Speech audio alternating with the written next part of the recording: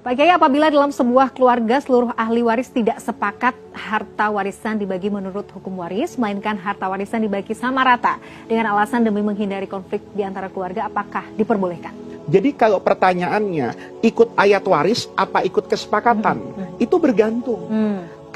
Karena hukum waris itu Allah turunkan, itu bukan karena kesepakatan untuk sama, karena kesepakatan, karena ketidaksepakatan terhadap pembagian. Maka Allah turunkan hukum waris, ketentuannya. Kalau kamu berantem, berselisih, maka tunduk sama ketentuan Allah. Nah, kalau pertanyaan ini, kan mereka tidak mau pakai hukum waris.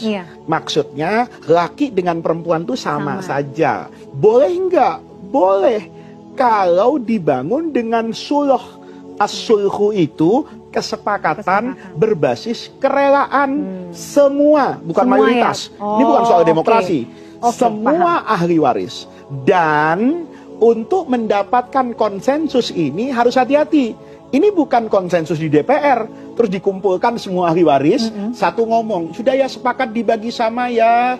Kemudian mayoritas bilang, iya. Yang minoritas tuh malu, takut, tapi hatinya nggak ridho. Kalau kemudian dia terpaksa, ya sah secara hukum karena dia nggak berani ngomong kan. Tetapi kan keberkahannya hilang karena ada hak orang lain yang tidak terpenuhi.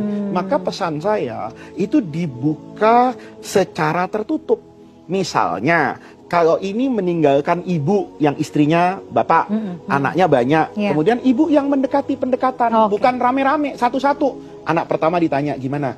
Kalau kita ini sekarang sudahlah dibagi rata saja ya, sama ini ahli warisnya ada 8, sudahlah dibagi 8, ibu ngambil secukupnya dari sini, tidak lebih dari bagian ibu 1/8, atau kan ibu nggak ngambil lah, cuman ibu ikut kalian dulu lah di rumah ini.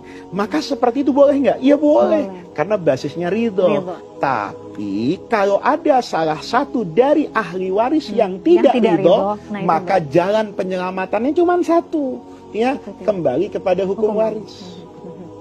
Dan pesan saya, nih kata guru saya nih, sepanjang hidup tidak ada orang yang mendapatkan keberkahan itu karena rebutan warisan. Banyak orang yang mendapatkan keberkahan itu dia ridho dengan apa yang menjadi bagiannya.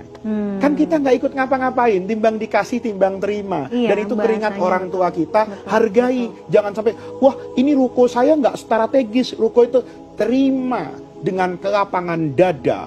Dengan rasa syukur orang tua masih bisa meninggalkan itu, maka kata guru saya, nanti kamu lihatlah apa yang akan Allah berikan. Karena begini Mila, menerima warisan dengan lapang dada itu juga bagian dari birrul walidain.